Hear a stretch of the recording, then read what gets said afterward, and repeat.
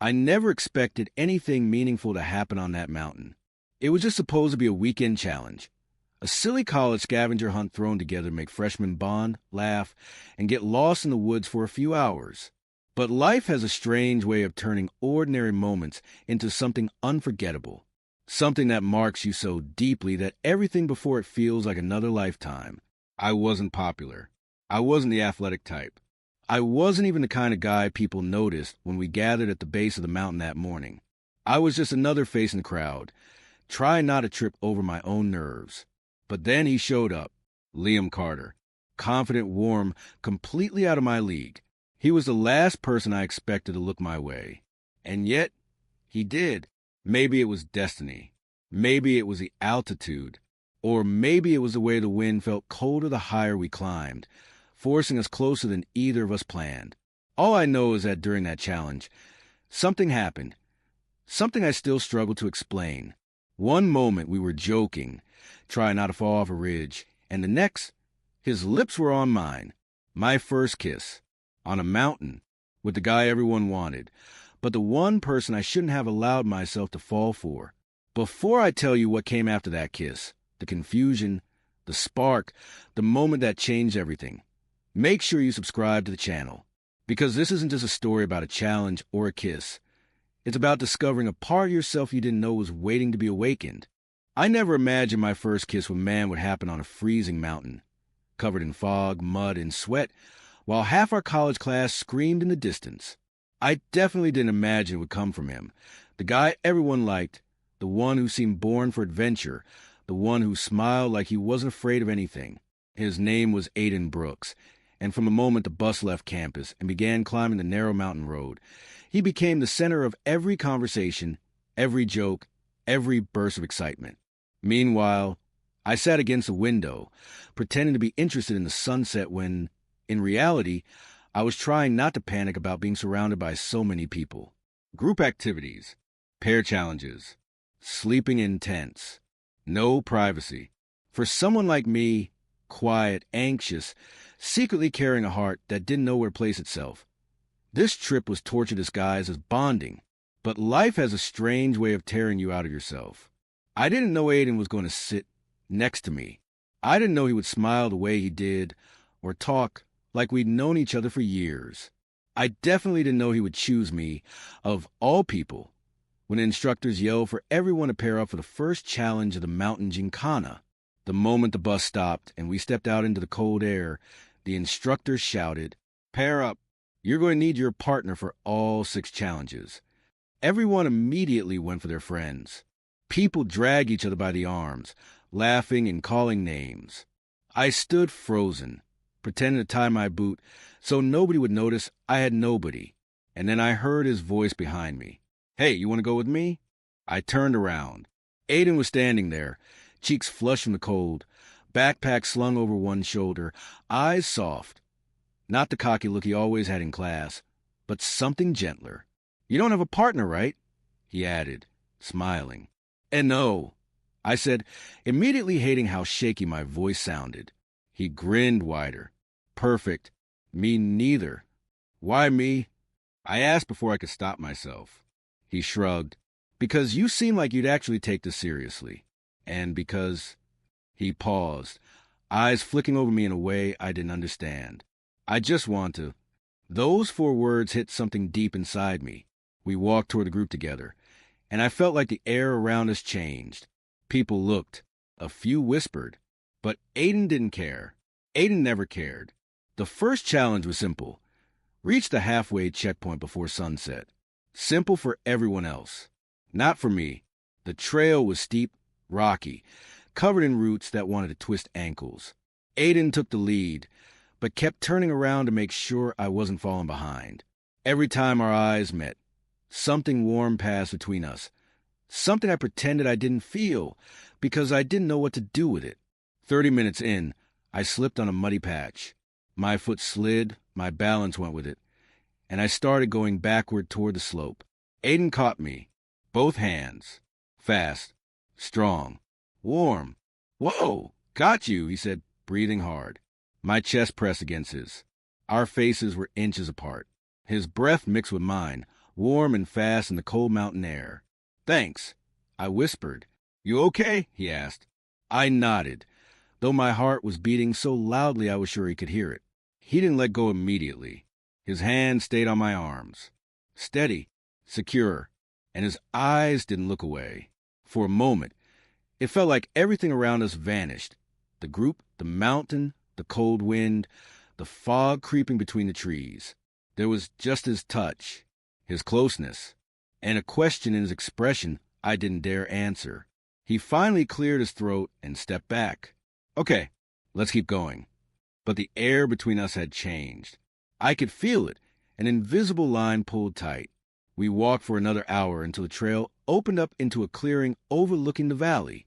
Sunset painted the sky in deep gold, and the instructor yelled for everyone to stop so they could check attendance.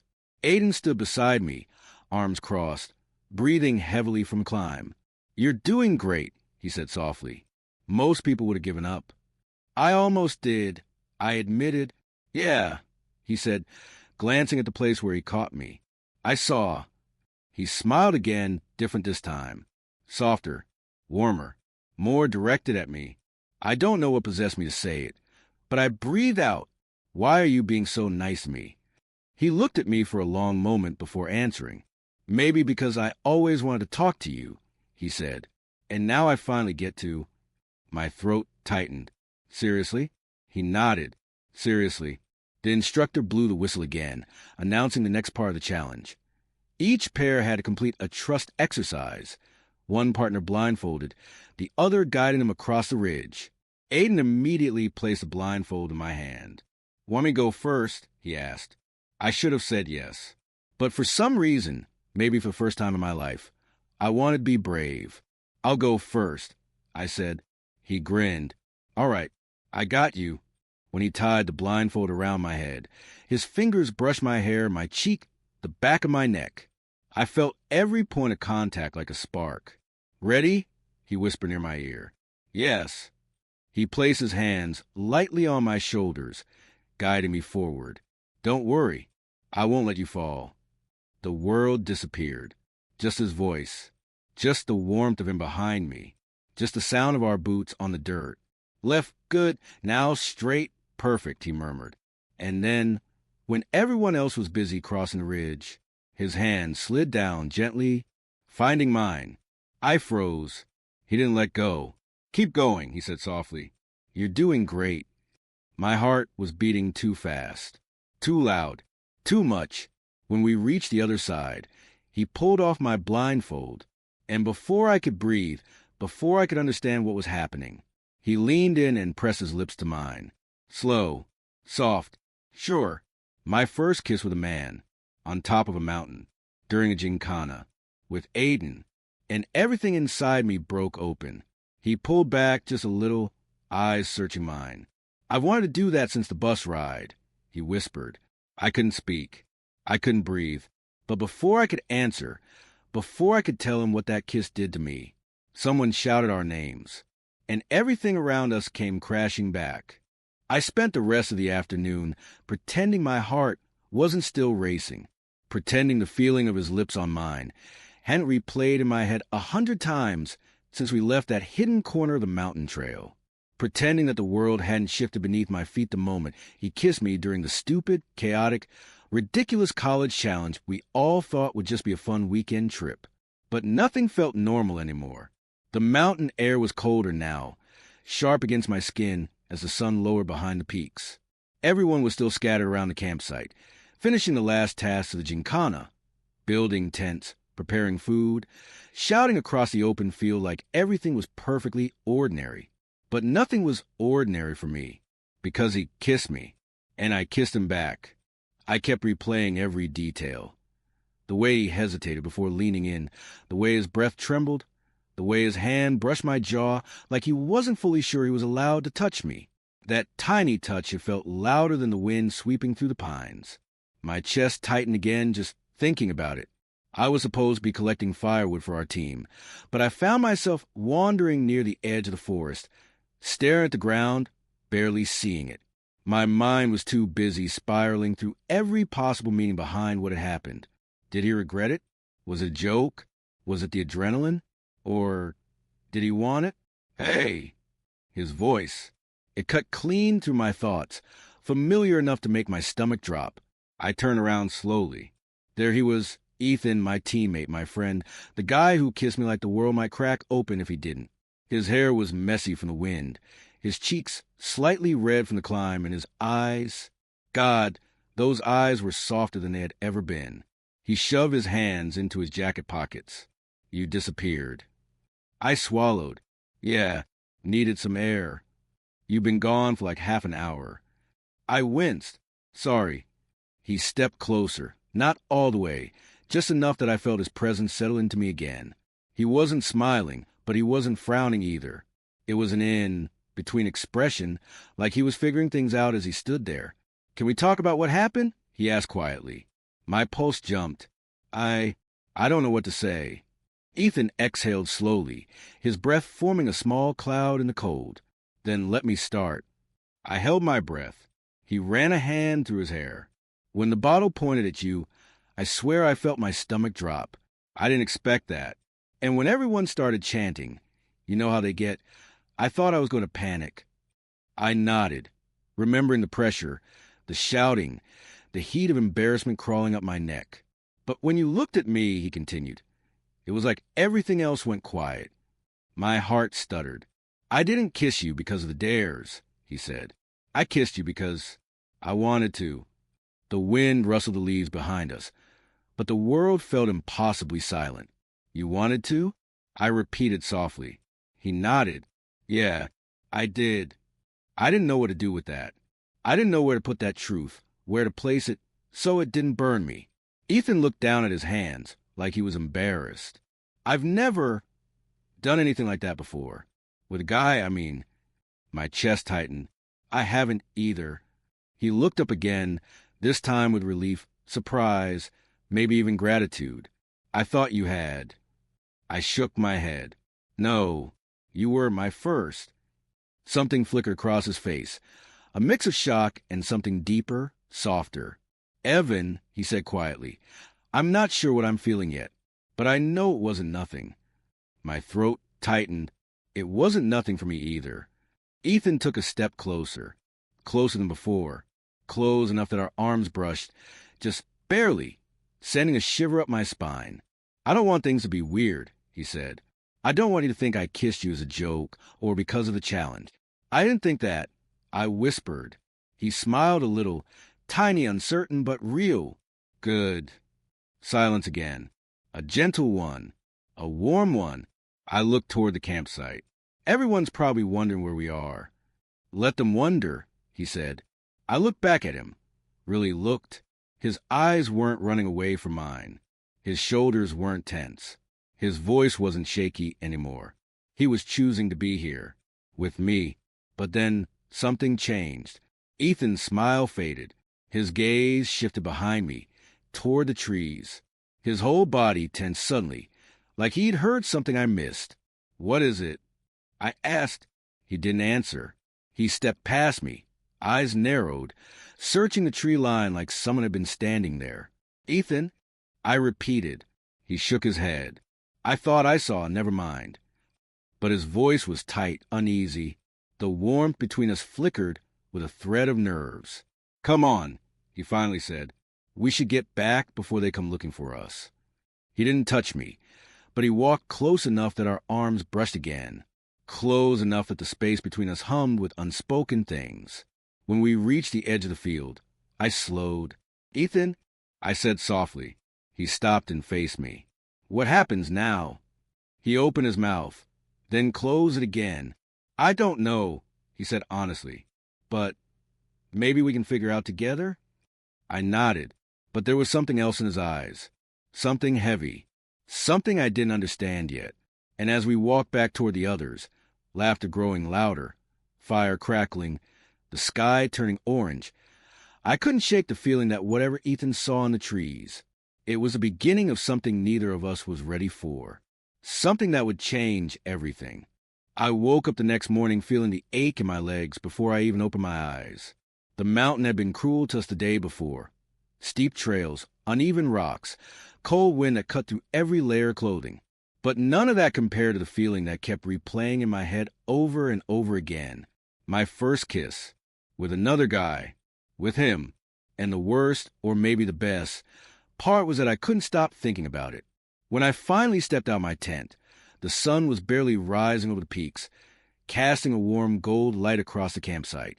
A few people were already awake, talking quietly, boiling water, preparing for the next stage of the gincana. I scanned the camp without thinking, searching for one person in particular. And then I saw him, Lucas, sitting on a fallen log near the fire pit, hair messy, hoodie half-zipped, hands wrapped around a metal cup. The rising light made him look unreal, like he didn't belong in the same world as the rest of us, but rather in some painting hung inside a museum. When his eyes accidentally met mine, he froze. Then I froze.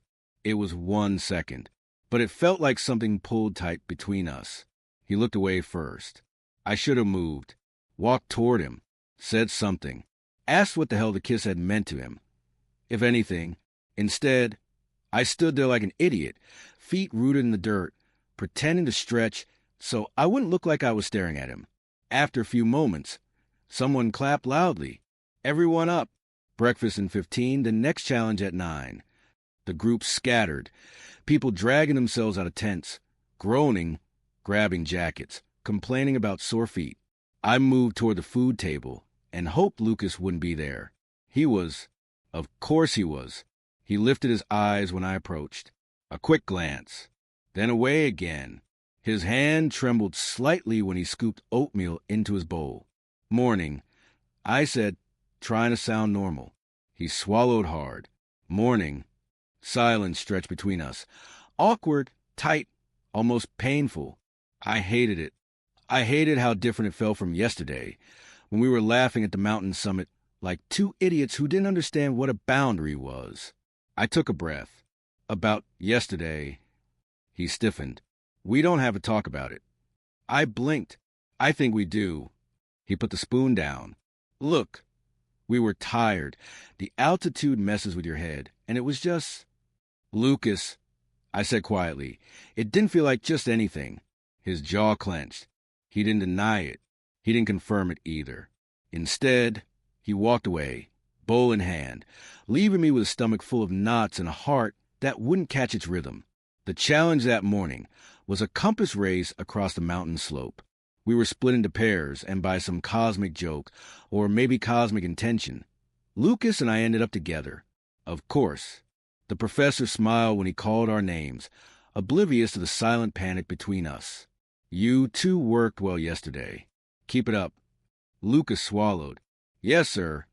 We were handed a map, a compass, and a list of checkpoints. The race began with a sharp whistle, and everyone rushed into the forested trail. We followed a narrow path downward. The sound of crunching leaves filled the air. Birds called somewhere above. The mountain was so peaceful, so beautiful, but the silence between us felt like a storm. Finally, after 5 minutes, he spoke. I'm sorry. My chest tightened. For what? For not knowing how to deal with this. I slowed down. Deal with what, Lucas? He looked straight ahead, jaw tense. Whatever happened yesterday. I stepped in front of him, blocking the trail. Then tell me what it meant to you. His eyes flicked to mine. Raw, afraid. Something close to heartbreak hidden underneath. I don't know. That's not an answer. It's the truth, he snapped, voice cracking. I don't know what I'm feeling. I've never liked a guy before. And now, I whispered. His breath hitched. His eyes darted away. That's what scares me. Rain clouds gathered in my chest. So you're just going to pretend it didn't happen? He shook his head quickly. No, I need time. Time, the most painful word in the world. I nodded slowly. Okay. He exhaled shakily, relieved I didn't push him further. We continued down the trail, marking checkpoints, navigating the forest.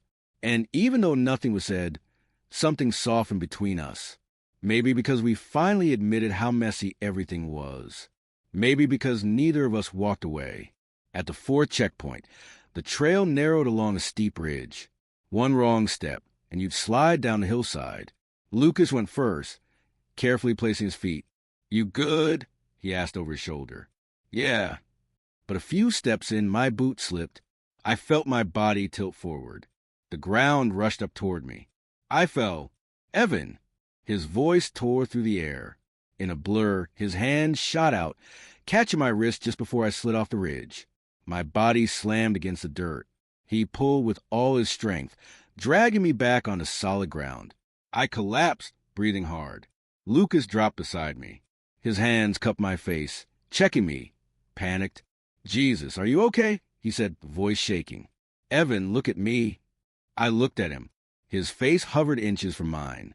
His hand still holding my cheeks. His breath warm, quick, terrified. And there it was again. That look, that feeling, that thing we kept pretending wasn't real. "Lucas," I whispered. He froze. Then he pulled his hands away, standing up quickly. "We should keep going," he said, voice rough. He walked ahead before I could ask if he meant the trail or us. I followed him in silence. But something was clear. He was falling, and he was terrified of it. And I had no idea how this was going to end. But I already knew it wouldn't be simple. The wind on the mountain had changed by the time I started looking for him. It carried that cold bite that warned the night was coming fast, the kind that made even the bravest students climb down early. But I wasn't thinking about the weather, or points of the competition, or the long trail back to camp.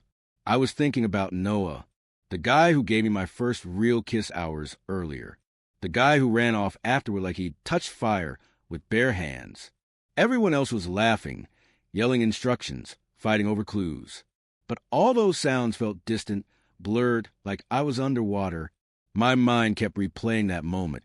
His hand on my jaw, the way he leaned in without hesitation, the shock on his face afterward, like he realized too late what he'd done.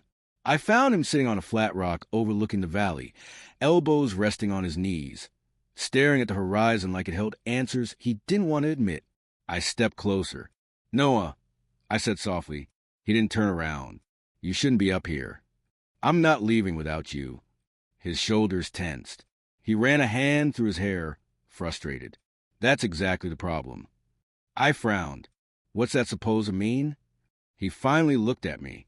His expression wasn't angry. It was scared. Genuinely scared. And that hit me harder than the kiss itself. "I shouldn't have done that," he said. "I shouldn't have kissed you." "Why not?" He let out a shaky breath. "Because it meant something." The wind gusted, blowing dust around us, but neither of us moved. I stepped closer, slowly, giving him time to push me away. He didn't. "Noah," I said, voice steady, "you kissed me like you meant it. And I kissed you back like I meant it." His jaw tightened. "That's what scares me." I sat beside him, close enough that our shoulders brushed. For a moment, he didn't pull away. He even closed his eyes, like the contact grounded him. "I've never done something like that," he said. "Not with a guy." I nodded. "I know. And I wasn't supposed to." His voice cracked. "My family, man, you don't understand. If they even suspected." "You don't have to explain," I said gently. "No, I do," he insisted. He rubbed his palms together like he was trying to warm himself or stop them from shaking. "My brother, he came out last year, and my dad threw him out. Just like that. Bag on the porch. Door locked." The words hit me like a blow. "Noah, I can't go through that," he said quietly. "I can't survive that. I've seen it up close." My chest tightened painfully. "So, what happened earlier scared you?" "It terrified me," he admitted. "But not because it felt wrong. Because it felt." He stopped, breath catching. "Right," he whispered. And suddenly I wasn't angry. I wasn't hurt. I just understood. Deeply. Because falling for someone wasn't the hard part. Surviving the world after you admitted it was. I took a slow breath. "Noah, nothing that happened earlier has to define you. Or ruin you. We don't have to label anything." He shook his head. "But I want to." I blinked. "You what?" He looked at me. Truly looked. Eyes soft, mouth trembling slightly. "I want to know what it means," he said. "I want to understand why being near you feels easier than breathing." Why, kissing you felt like I was finally doing something honest. My throat tightened. Then, don't run from it. I'm trying, he said, but I don't know how. The sun dipped lower behind the mountains, turning the sky orange and purple. Shadows stretched over us, long and dramatic, like a movie scene that was too beautiful for two people this confused. I reached out and took his hand. He flinched, not from disgust, but from how relieved he looked. You're shaking, I murmured. Yeah, he whispered, because I'm finally admitting something I've never said out loud. He turned toward me fully, our knees touching now, his hand tightening around mine. I like you, he said, more than I've liked anyone in a long time, maybe ever. My heart hammered so violently I felt dizzy. And I don't want this to be just a moment on a mountain, he continued. I don't want it to disappear when we go back down and pretend nothing happened. I swallowed hard. Then what do you want, Noah? He leaned in, slowly, carefully, until our foreheads touched. His breath warmed my lips. I want to try, he whispered, even if I'm scared, even if I don't have it all figured out. I want you. I closed my eyes. Me too. He let out a shaky laugh that wasn't joy or humor. It was relief that hurt to hear. And then, softly, he kissed me again.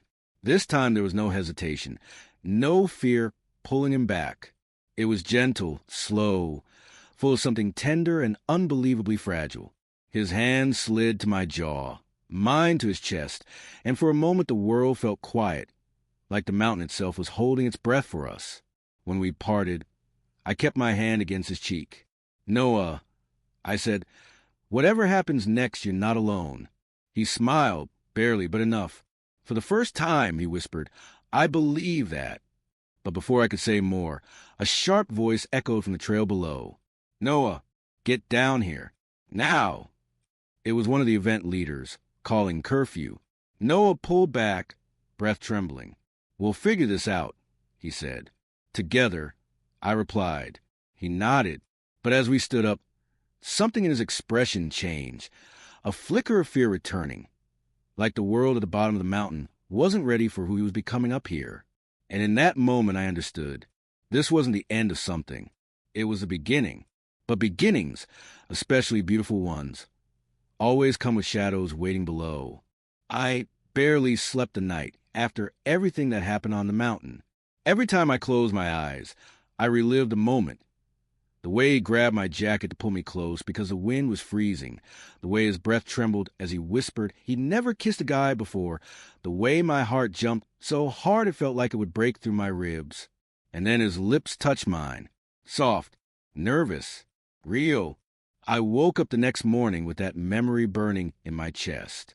When all the students gathered at the bottom of the trail, waiting for the organizers to finish counting scores from the challenges, I searched for him in the crowd. I didn't have to look long. He found me first. He walked toward me slowly, his brown hair messy from sleep, cheeks still pink from the cold mountain air. He wore the same hoodie from last night, the one that smelled like pine and smoke in a campfire. And when his eyes met mine, there was no hesitation like there had been before. He stopped right in front of me. Did you sleep? He asked softly. I shook my head. Not really. He exhaled. Me neither. There was a pause, not awkward, just loaded with everything we hadn't said yet. Finally, he looked at me with that half smile he only used when he was nervous. We should probably talk. About last night. My heartbeat stumbled. Yeah, we should. But before either of us could say more, one of the organizers called everyone to gather at the center of the clearing. The results of the gincana were ready. Groans of exhaustion and excitement rippled through the crowd. He looked at me apologetically and said, Meet me by the lake after this? The spot behind the big rocks. I nodded. I'll be there. While the awards were being announced, I barely paid attention.